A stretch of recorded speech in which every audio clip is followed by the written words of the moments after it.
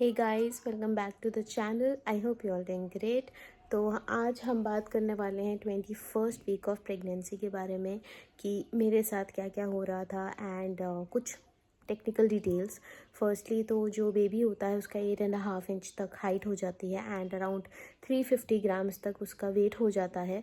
तो अभी थोड़ा सा पंच वंच मार सकता है एंड इस टाइम पर मेरी जो गायनेक थी उन्होंने बोल दिया था कि अपनी मूवमेंट पे अब ध्यान थोड़ा सा देना है, क्योंकि आधा टाइम तो जा चुका है 20 वीक्स का। तो अब जो टाइम स्टार्ट हो रहा है उसमें we need to make sure कि कुछ ना कुछ हरकतें कर रहा है, कुछ पंचेस दिख रहे हैं, मतलब आपको फील हो रहे हैं, बटरफ्लाइज फील हो रही हैं। तो फ्रैंकली स्पीकिंग मुझे 21st वीक में कोई ऐसे सिम्टम्स नहीं आए थे। आई वॉज़ लिटिल वरीड कि भाई मेरे को सिम्टम्स क्यों नहीं आ रहे हैं, बट मैंने अपनी गायनेक को बोला कि भाई मेरे को तो कोई ऐसे मूवमेंट फील नहीं हो रहे। तो उन्होंने बोला कोई बात नहीं, कभी कभी होता है कि लेट भी सिम्टम्स आते हैं। मैंने पहले वीडियोस में बताया हुआ है दैट फर्स्ट प्रेगनेंसी में थोड़ा लेटर स्टेज में ही आपको पता लगता है।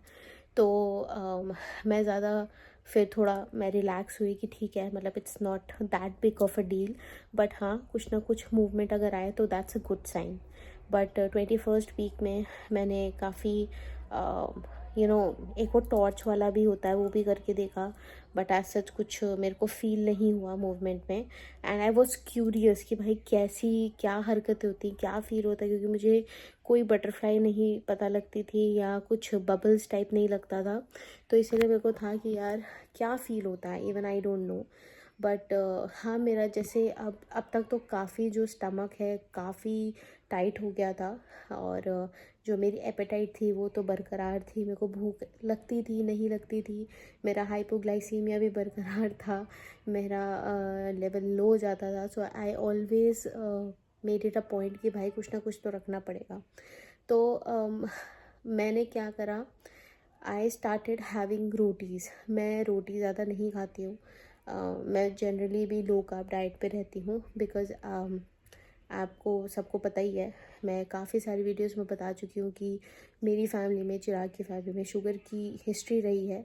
तो मैं नहीं चाहती थी कि वैसे भी मैं नहीं चाहती मुझे हो, और इस टाइम तो बिल्कुल भी नहीं। तो अ, मेरे को था यार थोड़ा सा लो कार्ब पे रहना ज़रूरी है, because it's for my good, my betterment, और बेबी के बेटरमेंट के लिए भी अच्छा ही है। तो इसलिए मैं लो कार्ब डाइट पे ऑलरेडी हूँ, रहती हूँ। एंड और जब भी बाहर खाते हैं, हम लोग खाते हैं, ऐसी बात नहीं है, but once in a week that is fine. But most of the cases में मैं अपना लो कार्ब पे रहती हूँ। और इस टाइम पे ना मेरे को इचिंग स्टार्ट हो गई थी। स्पेशली मेरे को ये शोल्डर एरिया पे और एल्बो से ऊपर वाला जो एरिया होता है वहाँ पर, थाइस पे, पेट पे मेरे को काफ़ी होने लगी थी। तो फिर मैंने डॉक्टर को बताया था अपनी, और उन्होंने एक मेरा टेस्ट करवाया था लिवर का, क्योंकि कहते हैं कि अगर आपको खुजली हो रही है, और उन्होंने पूछा था स्पेसिफिकली कि रात को हो रही है, तो मैंने कहा हाँ मैम, शाम से शुरू हो जाती है।